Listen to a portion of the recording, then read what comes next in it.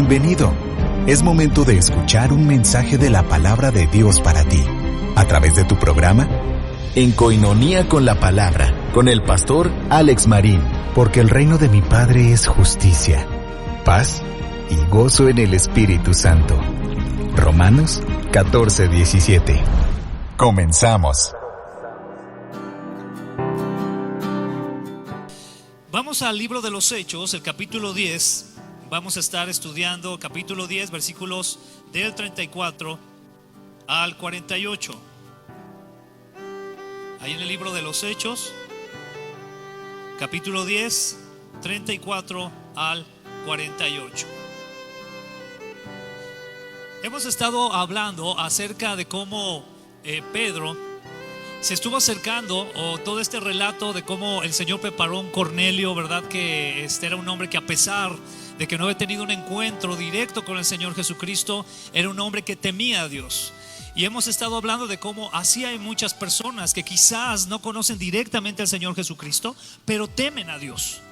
Y al ver eso, nos hacíamos la pregunta que quizás nosotros debemos de estar listos para hacer ese último vínculo con ellos, entre ellos y el Señor, es decir, poderles compartir de Cristo Jesús, y que esas personas que son temerosos del Señor pues puedan venir a Cristo, que eso es lo más importante. Entonces tú y yo debemos de tener eso muy en claro, y esta es la dirección que va tomando aquí esta narración que tenemos del libro de los Hechos. Y entonces vamos a lo siguiente. Vamos allá al versículo 34, donde dice así: después de que Pedro ya está ahí en la casa de Cornelio y está con todos los amigos y familiares de Cornelio, y se da cuenta de lo que Dios está haciendo, dice así: entonces Pedro respondió: veo con claridad que Dios no muestra favoritismo. En cada nación Él acepta a los que le temen y hacen lo correcto. Ya desde ahí estamos viendo una vez más cómo Pedro sigue siendo ministrado. Date cuenta aquí de algo que es muy interesante. Dios sigue obrando en el corazón de Pedro. Ya Pedro había recibido un mensaje muy directo acerca de ir y llevar el mensaje de salvación a la casa de Cornelio. Ya Pedro había recibido un mensaje muy directo de no hacer de menos a Cornelio por el hecho de no ser judío. Es decir, Dios estaba hablando al corazón de Pedro. Y entonces Pedro obedece y sigue haciendo lo que Dios le pide, a pesar de que no estaba completamente convencido. Esa es una parte muy importante, porque es una parte muy humana. Sí, yo creo que tú y yo en muchos momentos hay cosas que aún todavía no estamos convencidos, aún incluso de la palabra del Señor, pero vamos caminando por fe, vamos obedeciendo lo que el Señor nos dice. Y eso es muy importante, porque es algo que nos va a acompañar durante toda la vida, toda nuestra estancia en esta tierra. Va a haber dudas en nuestro corazón, va a haber dudas en nuestra mente, y más sobre todo cuando aparecen circunstancias, situaciones difíciles en nuestra vida. Pero lo que debemos de hacer es dar el paso de fe, de obediencia, y esto lo vemos muy claramente en Pedro. En este versículo 34 y 35 vemos cómo el Señor sigue trabajando en el corazón y la mente de Pedro. Sigue todavía convenciéndolo, sigue todavía diciéndole: Pedro, tienes que aceptar esto que te estoy diciendo. Y como lo vemos, como lo dice, entonces Pedro respondió: veo con claridad que Dios no muestra favoritismo. Sigue convenciéndose de esto. Y luego el 35: en cada nación Él acepta a los que le temen y hacen lo correcto. Entonces, ¿qué vemos aquí? Un corazón que está siendo transformado. Así que con esto lo que te quiero decir es que no te desanimes si de repente en tu vida llegan dudas, o si de repente en tu vida llegan ciertos pensamientos que quieren hacerte detener del llamado o del mandato que Dios te ha dado en tu vida. Debemos de obedecer por fe, debemos de seguir adelante, y Dios va a seguir obrando en nosotros. Incluso nos vamos a dar cuenta que más adelante vemos cómo todavía Dios seguía obrando en el corazón de Pedro por una circunstancia que él vive directamente con el apóstol Pablo también. Entonces debemos de confiar en el Señor y seguir adelante, y eso es lo que está pasando en este caso con Pedro. Pero también aquí hay algo muy interesante en el versículo 35, y es lo siguiente, que dice: en cada nación Él acepta a los que le temen y hacen lo correcto. Y este versículo es un versículo de controversia, porque es un versículo de controversia en cuestión de la división que existe, y esta es una división que existe entre el arminianismo y el calvinismo, en cuestión de un corazón corrupto totalmente. Aquí hay algo muy interesante, y lo que vemos es que el Señor le está mostrando que en el mundo hay personas que, a pesar de que todavía no tienen a Cristo, que todavía no han conocido el Evangelio, pero humanamente, vamos a hablarlo humanamente, hacen bien, son buenas personas. Y yo creo que eso nos puede traer un poquito de choque, quizás en cuestiones doctrinales, porque a veces también se nos ha enseñado en extremo que nuestro corazón de plano no puede hacer nada bueno, de plano no puede hacer nada bien. Pero aquí tenemos que hacer la división, porque sí vamos a encontrar personas que están haciendo bien debajo del sol, al nivel humanamente hablando. Ok, a eso me refiero. Y esto lo vemos claramente aquí. El mismo Señor le está diciendo, ¿verdad? Le está mostrando a Pedro, en cada nación Él acepta. ¿De quién está hablando aquí? ¿Quién acepta? Dios. ¿A quiénes acepta? A los que le temen y hacen lo correcto. Ahora aquí la pregunta es, ¿Cornelio ya conocía de Cristo? No. ¿Hacía lo correcto? Sí. Ahí hay un sesgo, el cual tenemos que nosotros cuidar mucho. ¿Por qué? Porque tenemos que darnos cuenta que a final de cuentas, vaya la redundancia, hay una responsabilidad en el hombre de hacer lo bueno en lo malo. Aún en eso, y eso se respalda con Romanos, aún en eso el hombre no tiene excusa. Romanos capítulo 1 nos dice que no hay excusa para el hombre para decir que no conoce de Dios, o que no conoce que está bien y que está mal. Él sabe, pero ha decidido hacer lo malo. Esa es la gran diferencia, nos damos cuenta. Sin embargo, aquí vemos cómo el Señor va a obrar también en el corazón de aquellos que le temen y que están buscando hacer lo correcto. Eso es muy importante. La palabra que encontramos aquí para temen es en griego, phobeomai, que quiere decir temor reverente en acción. Fíjate qué interesante es esto. Esta palabra es de ese tipo de verbos que no solamente anuncian una acción, sino que anuncian también algo muy práctico. Es una acción que tienes que estar realizando de manera muy práctica. Y entonces su significado tiene que ver con temer de manera reverente, pero no solamente un temor reverente, sino un temor que te lleve a la acción. Y eso, como ya lo hablamos anteriormente, era lo que vivía Cornelio. Cornelio temía a Dios de una manera que lo hacía vivir de forma que honrara a Dios. Ese es el temor que necesitamos, porque tú y yo podemos temer a Dios, decir que le tememos y que Dios es poderoso y que en cualquier momento Él puede decir y dar fin a nuestras vidas. Pero otra cosa muy diferente es que ese temor nos lleve a honrar al Señor y a hacer acciones, a tomar decisiones que le traigan honra y gloria a Él. Hay una gran diferencia, hay todo un puente en medio de esto, de temer a Dios y de que ese temor te lleve a accionar de una forma en que podamos honrarle. Y entonces también viene esta segunda palabra, hacer lo correcto, que es del griego dikaiosne, que quiere decir trato equitativo y justo. Es decir, Cornelio tenía un temor reverente en acción y tenía un trato equitativo y justo. De ahí es que, y esto hay que hacerlo con mucho cuidado porque la Escritura nos manda a analizarnos.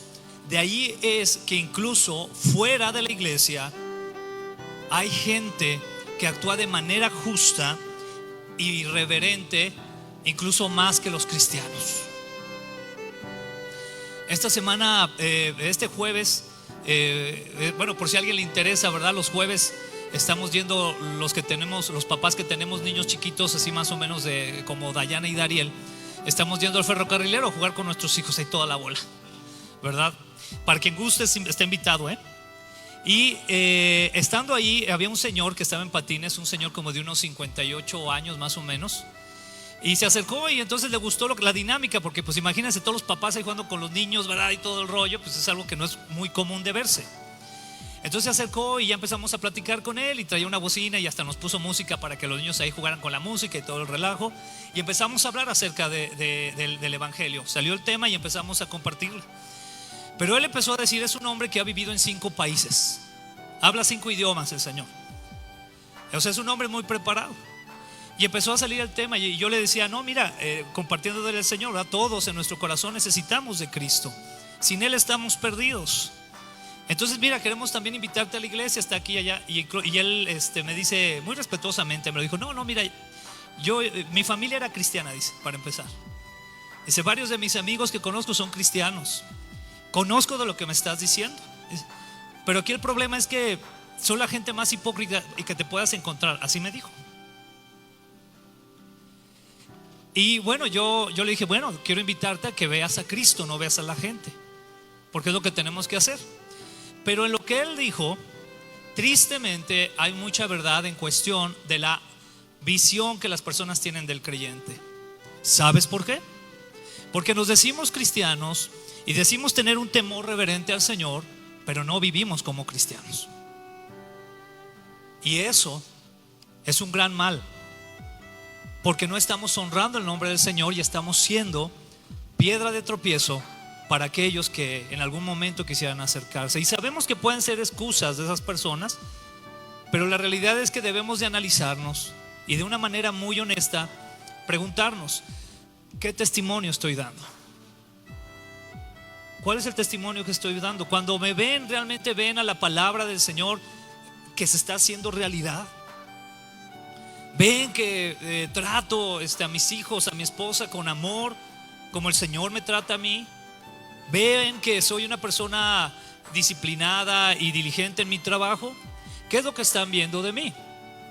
Por eso es que aún fuera de estas cuatro paredes, fuera del cristianismo, a veces encontramos gente que en este sentido moral, desde la perspectiva del Señor también, son mejores que muchos cristianos.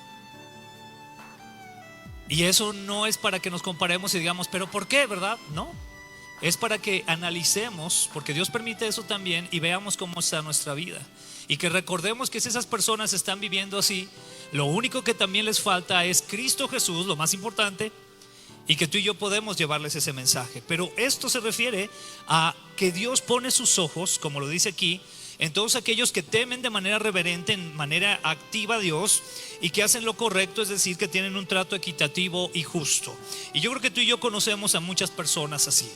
Versículo 36 dice: este es el mensaje de la buena noticia para el pueblo de Israel. Después de que ya el autor aquí del libro de los Hechos, Lucas, nos hizo toda una narrativa. Recuerda que Lucas es bien descriptivo, ¿verdad? Y nos hace toda una narrativa de todo lo que sucedió, ¿no?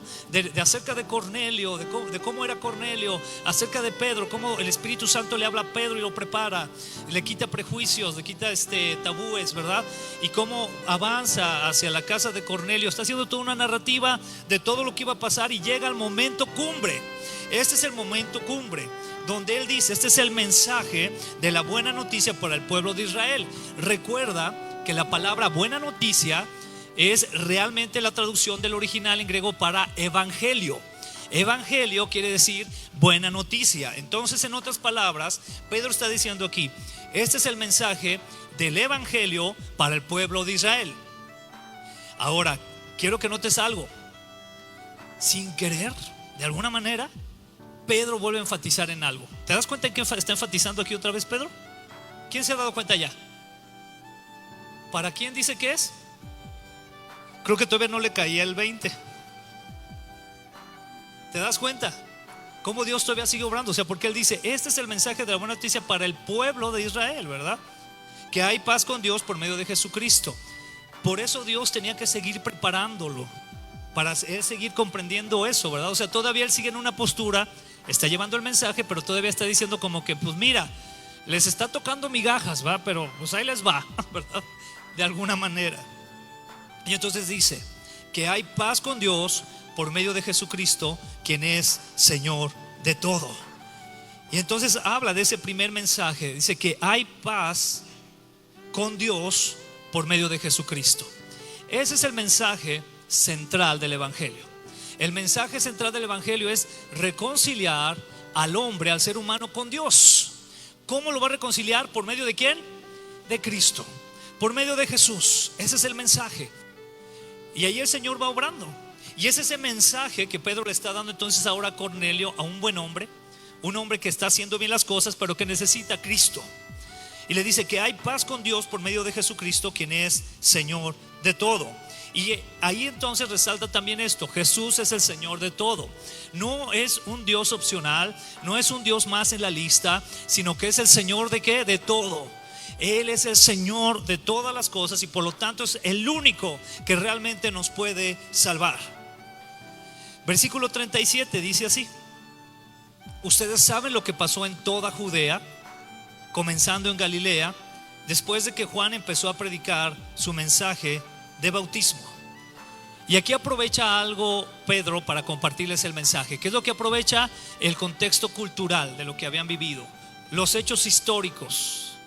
Es como cuando tú y yo de repente queremos aprovechar lo que dicen en las noticias para compartir el evangelio a las personas. Entonces él está aprovechando eso.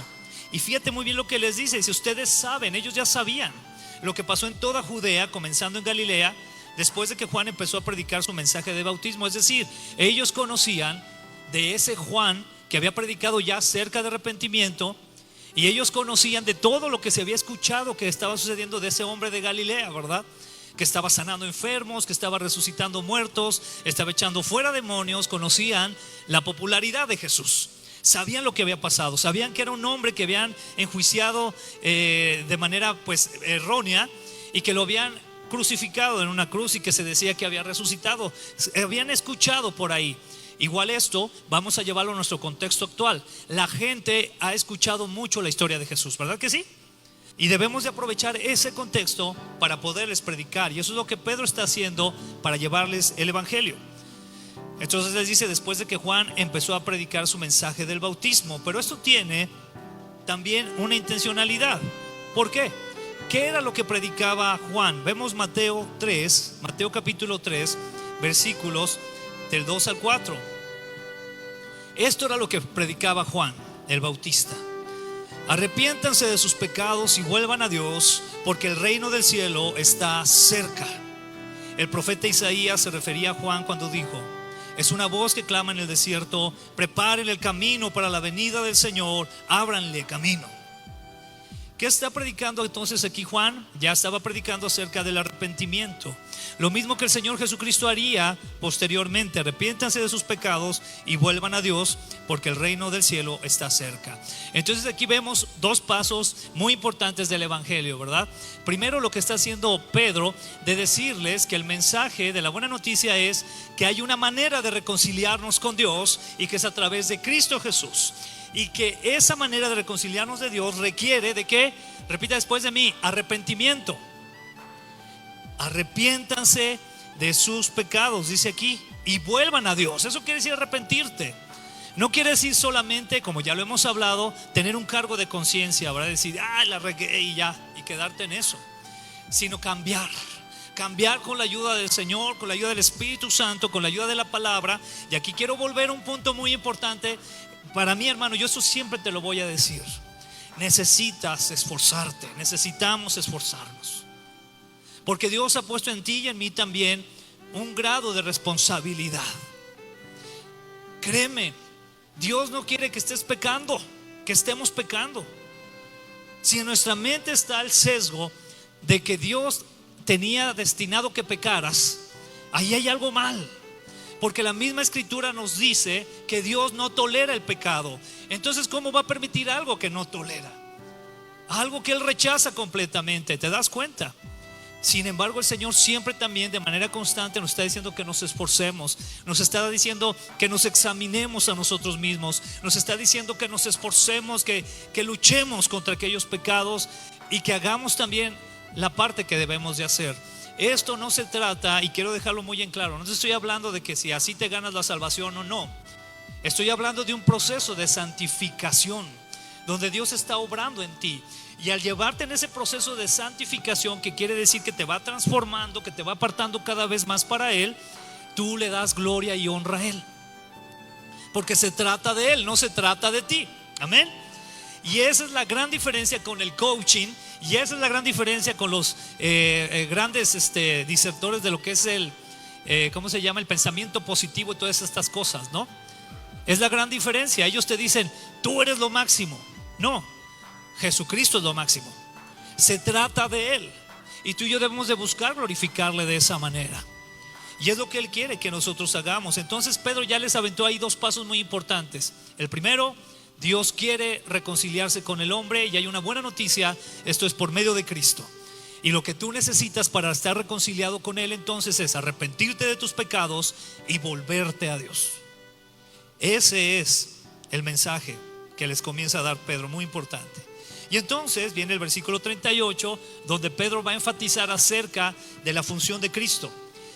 Y dice: y saben que Dios ungió a Jesús de Nazaret con el Espíritu Santo y con poder. Es decir, eso los amigos, familiares, Cornelio mismo sabían eso, ¿verdad? Sabían que Jesús estaba empoderado, había un poder en él, ¿verdad? Y aquí Pedro está diciendo que ungió a Jesús de Nazaret con el Espíritu Santo y con poder.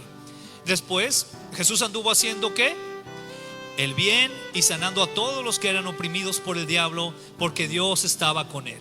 Todo esto ya lo conocían ahí los amigos y familiares de Cornelio, y Cornelio mismo obviamente sabía ya de eso también. Entonces aquí hay un punto que vamos a recalcar y vamos a subrayar: la importancia del testimonio y la evidencia. ¿Te das cuenta por qué sí es importante? A veces abrigamos en nuestro corazón una idea de que nosotros vivimos nuestra vida y que los demás lo que piensen no nos interesa. ¿Cuántos han escuchado esa filosofía? Para el cristiano no debe de ser así, porque gran parte de lo que piensen de ti es lo que piensan de Cristo. ¿Te das cuenta qué importante es esto? Era lo que nos decía Ezequiel, el señor que conocimos allá en el ferrocarrilero. No, es que yo todos, empezando por mi familia, o sea, wow, qué tremendo, ¿no? Y a veces nosotros queremos como que protegernos en un escudo donde decimos: no me importa lo que piensen los demás. No, sí te debe de importar, y no por llenar tu ego, sino por honrar y glorificar el nombre del Señor. Ya cuando piensan de ti, eso es otra cosa ya muy diferente. Cuando piensan y te odian, pero porque tú estás honrando al Señor, eso es otra cosa. Amén. Eso es otra cosa. Pero fíjate muy bien cómo es importante esto. Y dice aquí, versículo 39, hablando de esta importancia del testimonio y la evidencia, dice así: ahora ya se va a involucrar él mismo, Pedro, dice: y nosotros los apóstoles somos testigos de todo lo que él hizo por toda Judea y Jerusalén. Lo mataron colgándolo en una cruz, pero Dios lo resucitó al tercer día.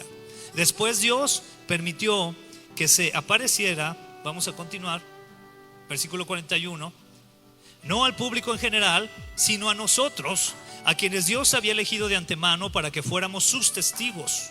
Nosotros fuimos los que comimos y bebimos con él después de que se levantó de los muertos.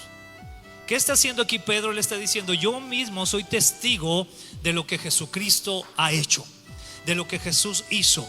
Nosotros vimos a ese hombre, ¿verdad? Cómo sanaba a los enfermos, cómo resucitaba a los muertos, cómo echaba fuera a los demonios, cómo tenía el poder de Dios en su vida. Nosotros vimos cómo fue crucificado. Nosotros vimos cómo Dios lo levantó de la muerte. Nosotros vimos eso. En pocas palabras, Pedro está diciendo: somos testigos de lo que Dios ha hecho. Yo quiero darte otra pregunta ahora aquí. Amén, ¿estamos listos? ¿Dios ha hecho algo en ti? ¿Has visto el poder de Dios en tu vida? ¿De veras? Pues eres testigo de eso. Y cuando tú compartes el evangelio, te das cuenta que importante es también el testimonio y la evidencia.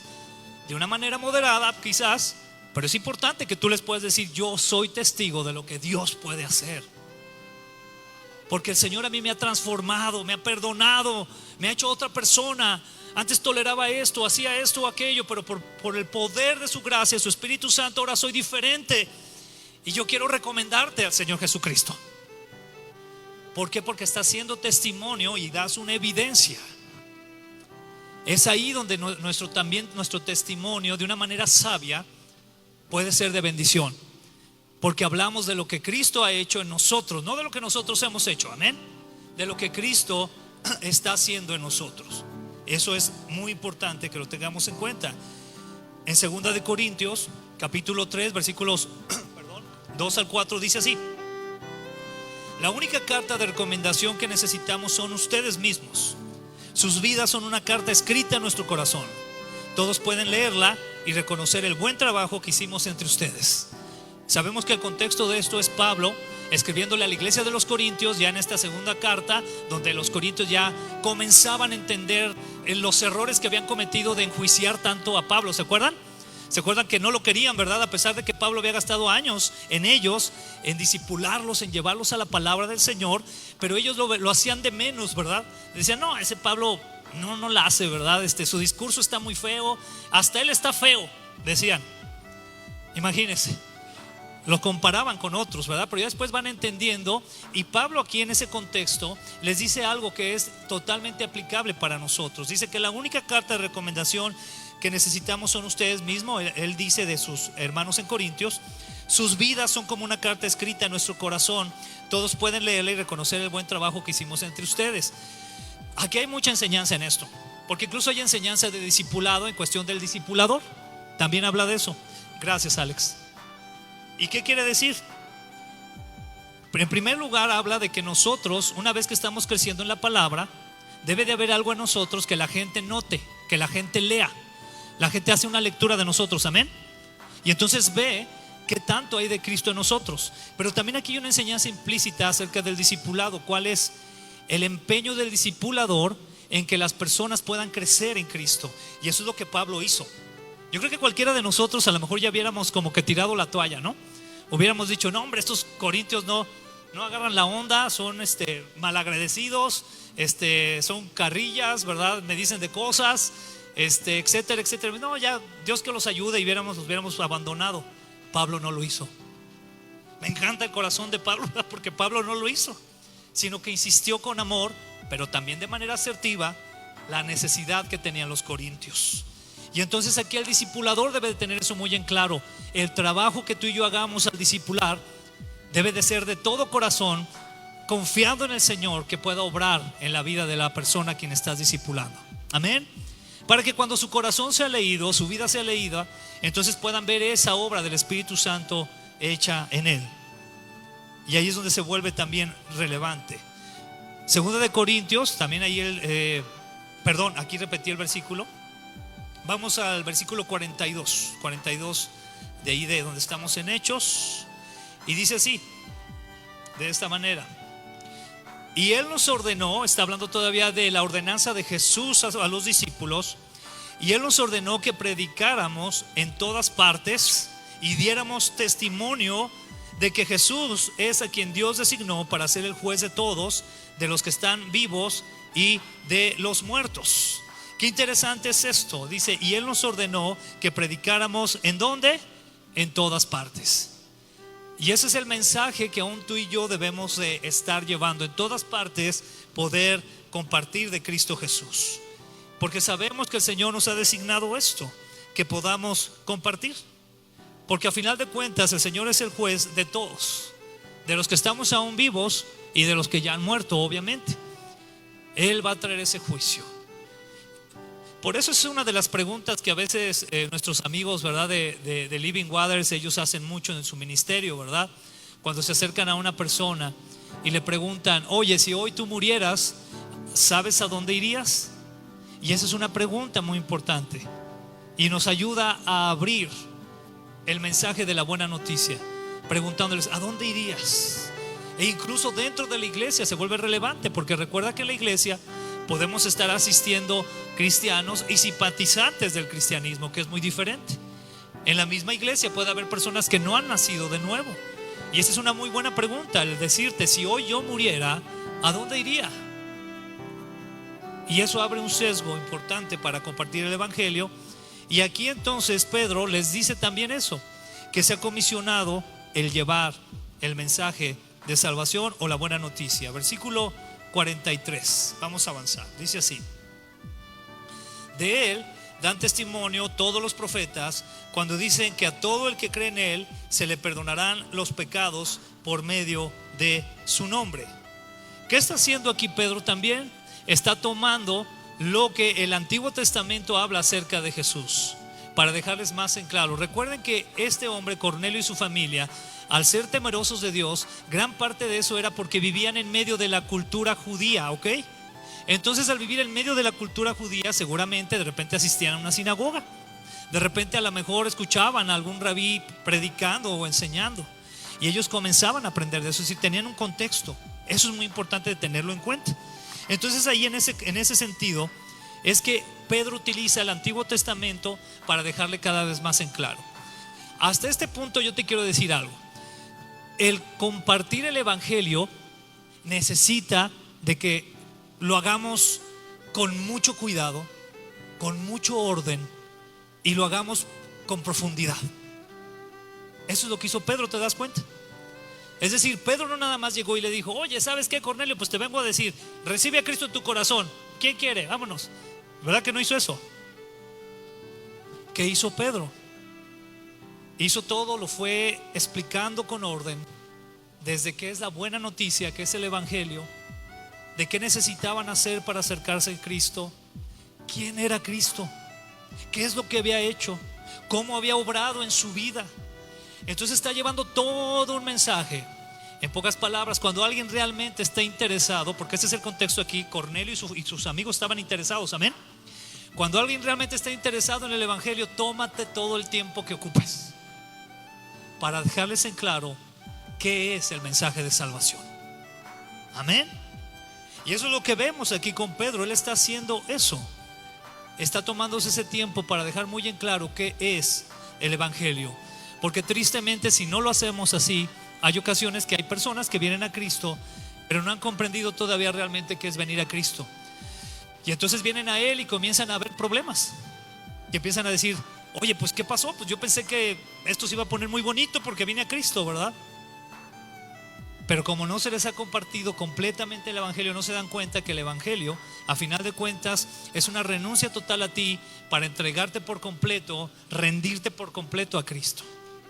Y que eso quizás te vaya a traer problemas en tu vida. Y esa es una gran diferencia, como a final de cuentas lo vivieron también los primeros cristianos. Aquí entonces, para ir también subrayando esto, puntos importantes al momento de compartir la buena noticia. ¿Cuáles son? Como hablábamos, este es un orden. Primero, anunciar que hay paz con Dios por medio de Cristo. Lo vemos en el versículo 36, amén. Tenemos que decirles eso. Tú necesitas estar en paz con Dios. Y para estar completamente en paz de Dios, o sea, tú puedes, fíjate muy bien, le estaba hablando a un hombre temeroso de Dios, amén. Y le puedes decir: tú puedes temer a Dios. Es más, quizás a lo mejor hasta haces mejores obras que yo, pero necesitas estar en paz con Dios. ¿Y cómo lo vas a hacer? Por medio de Cristo. Eso es lo que te falta, es lo que necesitas. Y es lo que debemos de anunciar, que hay paz con Dios por medio de Cristo Jesús. También debemos entonces mencionar el trasfondo del Evangelio, es decir, de la buena noticia. Todo el contexto. ¿Por qué es importante esta buena noticia? Debemos de anunciar también a Jesús, ese Jesús profetizado aún en el Antiguo Testamento y anunciado en el Nuevo Testamento por Juan el Bautista. Y lo vemos en los versículos 37 y 38. Todo esto está haciendo Pedro. ¿Qué más está haciendo Pedro? Vemos también que está dando testimonio de la realidad de Jesús y de su poder. Versículos 39 y 41. Mira, cada vez que pasan más y más los años, los historiadores, filósofos, antropólogos, gente realmente de ciencia, no cualquier persona que a veces te dice ser ateo y que te da argumentos que ni él razona, pero hablando en cuestión de personas científicas que siguen un método científico, cada vez más y más hay personas que dicen: ¿sabes qué? Jesús sí existió. Y hay mucha evidencia que incluso no se quedó en esa tumba. Por hechos históricos, hechos legales, antropológicos, arqueológicos, etcétera, todo nos apunta a que Jesús, algo había sobrenatural en él. A lo mejor no se atreven a decir era Dios, pero ya tienen que decir sí, algo había en él sobrenatural. Y te estoy hablando de gente de ciencia. Fíjate qué tremendo es esto. Y es importante que nosotros demos testimonio entonces de la realidad de Jesús y de su poder. Y también, como lo hizo Pedro, importante también va a ser mencionar la relevancia de compartir el Evangelio. Fíjate qué precioso es esto, porque Pedro no se queda nada más en decirles del Evangelio, sino que también les dicen, bajita la mano, les va a decir, o les está diciendo: a ustedes les va a tocar también compartir esto que les estoy diciendo. Los está preparando. Los está preparando para que vengan a Cristo de una vez con la encomienda de que tienen que hablar el Evangelio, tienen que compartirlo a otras personas. Versículo 44. Mientras Pedro, aquí va a suceder algo bien interesante. Mientras Pedro aún estaba diciendo estas cosas, imagínate, ¿no? Vamos a imaginar la escena, Pedro diciéndoles, ¿verdad? Y tenemos que llevar el evangelio, y etcétera, etcétera. Dice, mientras Pedro aún estaba diciendo estas cosas, ¿qué sucedió? El Espíritu Santo descendió sobre todos los que escuchaban el mensaje. ¡Wow! O sea, bueno, me lo quiero imaginar así, ¿verdad? Al Espíritu de Dios interrumpiendo a Pedro. No sé si imaginan así la escena. Porque dice, o sea, no quiere decir que no quisiera que siguiera hablando, pero lo que te quiero decir es esto. Aún mientras Pedro estaba hablando y estaba metido en su discurso, el Espíritu Santo llegó. ¿Y qué sucedió con ellos? Dice entonces que descendió sobre los que estaban escuchando el mensaje. Aquí hay algo que me impacta, porque yo creo que esto es algo, hermano, te lo voy a decir así abiertamente, es algo que debemos de clamar a Dios porque pase. Que cuando nosotros estemos compartiendo el evangelio, vuelvo al contexto de Cornelio, sobre todo a personas que están interesadas en conocerlo, que llegue el momento en que el Espíritu Santo llegue y les toque su vida. Y esto fue lo que pasó aquí.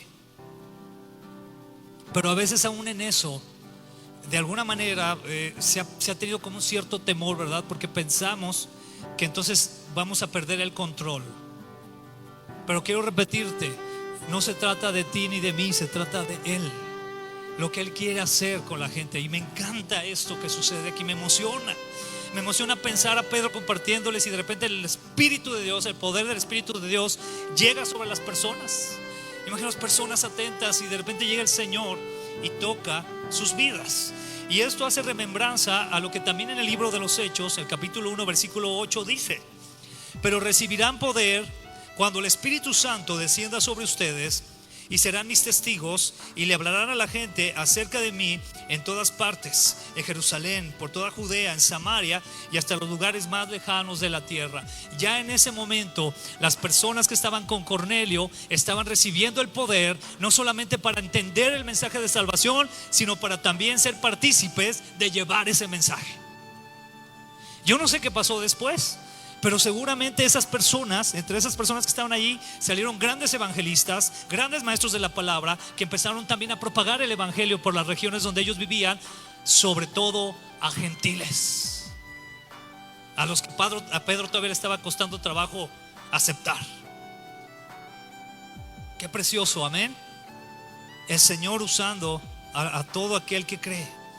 Versículo 45 dice: los creyentes judíos que habían llegado con Pedro quedaron como asombrados al ver que el don del Espíritu Santo también era derramado sobre los gentiles, pues los oyeron hablar en otras lenguas y alabar a Dios. Wow, qué impactante es esto. Y aquí, literalmente hablando, con el uso correcto de la palabra que voy a utilizar, la situación se pone pentecostal. Sí, porque como acabo de leer en Hechos 1:8, eso fue lo que sucedió en Pentecostés. ¿Estás de acuerdo? La situación se puso pentecostal, y nadie se me asuste, pero eso pasó. Empezó el Señor a llenarlos, ¿verdad? Y aquí hay dos perspectivas de lo que está sucediendo. Primero, unos judíos que, habiendo también ya experimentado el poder de Dios, fíjate, los que estaban acompañando a Pedro habían visto cómo Dorcas había resucitado. Y a mí me impacta que se asombren de que los gentiles reciban el poder de Dios. ¿No crees? Así como que dices, a ver, o sea, si estás viendo el poder de Dios como obra en la vida de las personas, y ahora te asombras de que llegue a los gentiles, eso es impactante, ¿verdad? ¿Por qué? Porque también el Espíritu Santo ahí estaba quebrando con los tabúes, con los paradigmas, con los prejuicios que tenían estos hombres. Amén. Yo creo que tú y yo hemos visto personas que en algún momento de su vida las hemos nosotros considerado imposibles de evangelizar. ¿Te ha pasado? Pero déjame decirte algo, quizás el día de mañana Dios te asombre porque los veas llenos del poder de Dios. Y oramos al Señor porque así sea. Y entonces vemos a este grupo de personas que están adorando al Señor, están hablando en otras lenguas, ¿verdad? Aquí tendríamos que entrar de una manera muy compleja. ¿Por qué? Porque el propósito que tenían las lenguas originalmente, esto ya te lo dejo a ti para que lo estudies, amén. El propósito de las lenguas en Hechos 1:8, ¿cuál fue? ¿Se acuerdan? Poder compartirle ¿a quién? A las personas que venían de otros lugares. ¿Estamos en ese contexto? Que pudieran escuchar el evangelio en su idioma. Pero aquí todos hablaban el mismo idioma. Creo que eso nos debe dejar estudiar más las escrituras, ¿verdad? Porque quizás sí hay algo, como también Corintios lo menciona, incluso hace alusión a las lenguas angelicales, y que muchos, bueno, pueden referirlo como un tipo nada más de metáfora, pero también muchos teólogos lo dicen de manera literal. Podría ser que hay algo ahí del poder de Dios. Sí me explico, hermano. Entonces no sabemos cuál sea el contexto, pero aquí tenemos que estudiar y analizarlo más, amén.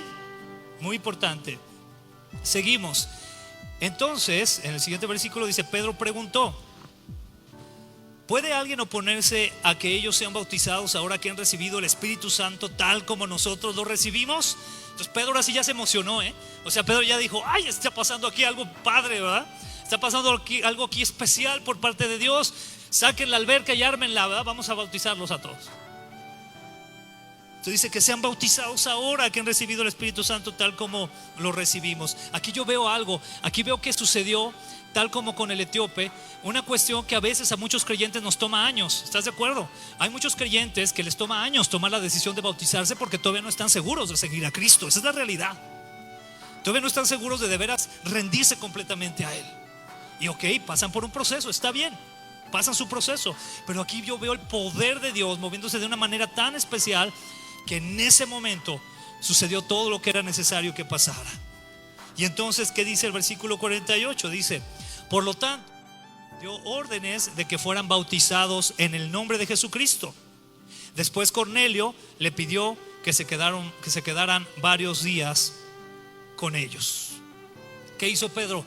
Vamos a bautizarlos. Y empezó la bautizadera, ¿verdad? Pero el anhelo de nuestro corazón es que lo hagan si ustedes realmente están convencidos de que Cristo es el camino, la verdad y la vida. Muy importante verlo de esa manera. Para terminar, quiero dejarte una conclusión. Hay un mensaje claro y preciso de parte de Dios para el ser humano, y es a lo que llamamos el Evangelio, amén. Ese es el mensaje de Dios. Dios está diciendo: me quiero reconciliar contigo, y tanto quiero reconciliarme contigo que yo mismo me hice hombre, bajé a la tierra, te mostré la verdad, morí por ti y resucité. ¿Qué más quieres? Eso lo hace el Señor. Esa es la buena noticia. Este mensaje requiere de mensajeros diligentes y preparados para compartir con precisión y claridad dicho mensaje. Esta preparación viene por parte de Dios directamente por la Biblia y por el poder del Espíritu Santo. Busquemos ser diligentes y preparados. ¿Cuántos dicen amén? Dios quiere mensajeros diligentes, o sea que estén atentos como lo hizo Pedro, pero también que estén preparados por medio de la palabra de Dios y del Espíritu Santo. Amén. Amén. Gloria a Dios. Vamos a orar al Señor. Padre, gracias te damos, Señor, en este momento, porque tú eres muy bueno con nosotros y nos sigues hablando de nuestra necesidad de ti, pero también nos muestras que tú has preparado un camino para que todo aquel que crea no se pierda, sino que tenga vida eterna. Señor, el día de hoy queremos pedirte a los que estamos aquí presentes que nos ayudes a ser diligentes y preparados para llevar el mensaje de salvación. Señor, por favor, ayúdanos. Quita de nosotros la flojera, la inseguridad, el temor, Señor, y ayúdanos a levantarnos para llevar el mensaje de salvación a aquellas personas que incluso consideramos buenas personas quizás, pero que necesitan a Cristo, porque si no, no irán contigo a la gloria, Señor. Padre, ayúdanos a comprender esto. Ayúdanos a llevar el mensaje, Señor. Yo te ruego en el nombre de Jesús para llevar el mensaje a nuestra ciudad. Quita de nosotros todo prejuicio, Señor. Rompe todo paradigma. Dichosos más bien, contestó Jesús, los que oyen la palabra de Dios y la obedecen. Lucas 11:28. Acabamos de escuchar un mensaje de la palabra de Dios, a través de tu programa, En Coinonía con la Palabra, con el pastor Alex Marín. Deseamos que haya sido de edificación y que rinda frutos en tu corazón. Compartiendo las buenas nuevas del Evangelio. Radio Fuente de Vida. Hasta la próxima.